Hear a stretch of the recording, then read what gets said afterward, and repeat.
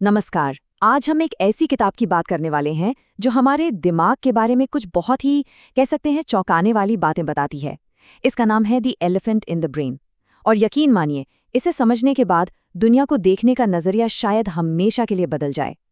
तो सबसे पहला और सबसे बड़ा सवाल, हम जो भी काम करते हैं उसके पीछे की असली वजह क्या होती है? मतलब सच में क्या वो वही वजह है जो हम सबको बताते हैं या खुद को यकीन दिलाते हैं, या फिर पर्दे के पीछे कोई और ही कहानी चल रही है? और यहीं पर आती है इस किताब की मेन बात, दिमाग का हाथी। सोचिए, एक कमरे में एक बहुत बड़ा हाथी खड़ा है, इतना बड़ा कि उसे अनदेखा करना नामुमकिन है। फिर भी सब लोग ऐसे बर्ताव करते हैं जैसे वो वहां है ही नहीं। किताब कहती है हमारे दिमाग में भी एक ऐसी ही सच्चाई है, एक ऐसा सच जिसे हम सब जानते तो हैं पर उसे नजरअंदाज करते हैं। तो अब हमारे सामने एक चॉइस है, बिल्कुल द मैट्रिक्स फिल्म की तरह। या तो हम नीली गोली ले लें और उस आरामदायक दुनिया में जीते रहें जहां सब कुछ अच्छा अच्छा लगता है, या फिर लाल गोली चुनें और उस छिपी हुई थोड़ी मुश्किल पर सच्ची हकीकत का सामना करें। तो क्या कहते हैं, चलिए आज लाल गोली ही चुनते हैं और देखते हैं कि सच्चाई आखिर है क्या। अच्छा, अपने बारे में जानने से पहले एक काम करते हैं, पहले जानवरों की दुनिया में झांकते हैं। क्योंकि जानवर ना हमारी तरह दिमागी खेल नहीं खेलते, उनका बर्ताव बहुत सीधा और साफ होता है, और वहीं से हमें कुछ बहुत जरूरी सुराग मिल सकते हैं। जैसे इस तस्वीर को देखिए, क्या लग रहा है?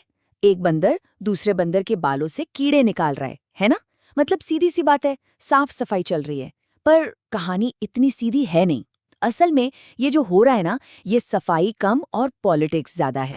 और ये बात सिर्फ कहने के लिए नहीं है, इसका सबूत भी है। ये चार्ट देखिए, बंदर अपने दिन का लगभग 17% हिस्सा इस काम में लगा देते हैं। अब सोचिए, क्या साफ सफाई के लिए इतना समय लगता है? नहीं, असल में वो अपना कीमती वक्त लगाकर दोस्त बना रहे हैं, ग्रुप पे अपनी जगह मजबूत कर रहे हैं। ये एक तरह का सोशल इन्वेस्टमेंट है। एक और मजेदार उदाहरण है इस चिड़िया का, अरेबियन बैबलर। इनमें तो होड़ लगती है कि कौन सबसे ज्यादा मददगार है। कोई गार्ड बन के पहरा देगा, कोई दूसरे को जबरदस्ती खाना खिलाएगा। देखने में तो ये बहुत बड़ा त्याग लगता है ना? पर असल में ये ग्रुप में अपना स्टेटस और रुतबा बढ़ाने का एक तरीका है। वो ये दिखा रहे हैं कि देखो, मेरे पास इतना है कि मैं दूसरों की मदद कर सकता हूँ, मैं सबसे फिट हूँ। तो जानवरों की दुनिया से ये तो साफ हो गया कि जो दिखता है वो होता नहीं, मकसद अक्सर छिपे होते हैं। लेकिन इंसानों के मामले में ना, एक और मजेदार लेयर है।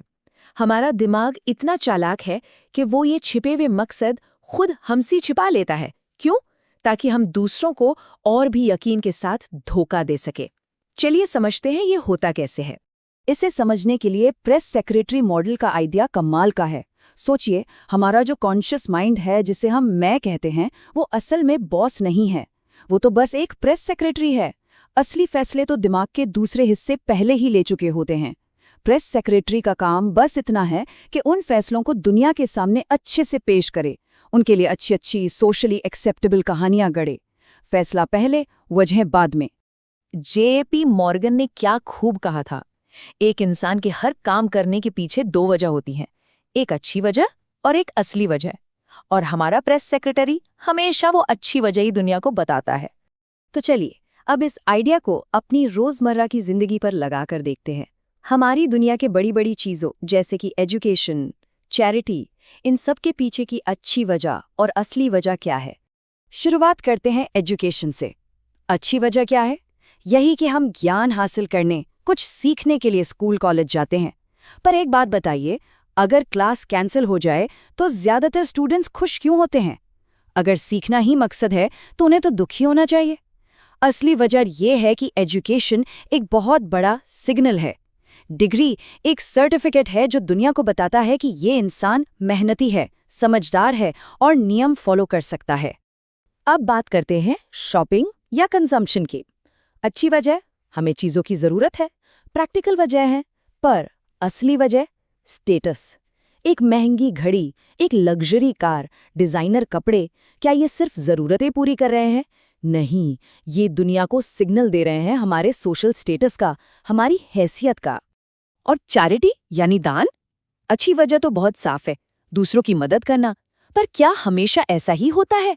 या ये भी एक तरह का सिग्नल है, अपनी उदारता, अपनी अच्छाई का सिग्नल? जिसे किताब में कंस्पिक्यूअस केयरिंग कहा गया है, मतलब दिखावे की परवाह। हम चाहते हैं कि लोग हमें एक अच्छे इंसान के तौर पे देखें। मैं समझ सकता हूँ ये सब सुनना शायद थोड़ा अनकंफर्टेबल लग रहा होगा। ये सोचना कि हमारे इरादे उतने भी नेक नहीं हैं जितने हम मानते हैं, थोड़ा परेशान कर सकता है। तो सवाल उठता है कि इस सच्चाई को जानकर अब करें क्या? लेकिन देखिए, इस हाथी का सामना करने के फायदे भी बहुत हैं। सबसे पहले तो हमें खुद के बारे में गहरी समझ मिलती है। हम थोड़े और विनम्र बनते हैं। हम दुनिया के काम करने के तरीके को ज्यादा साफ-साफ देख पाते हैं। और सबसे बड़ी बात, जब हमें अपने असली स्वार्थी मकसदों का पता चल जाता है, तो हम होशियारी से उन्हें ऐसे कामों से जोड़ सकते हैं जो वाकई में समाज के लिए भी अच्छे हों। तो आज की ये पूरी बातचीत एक सवाल पर आके खत्म होती है।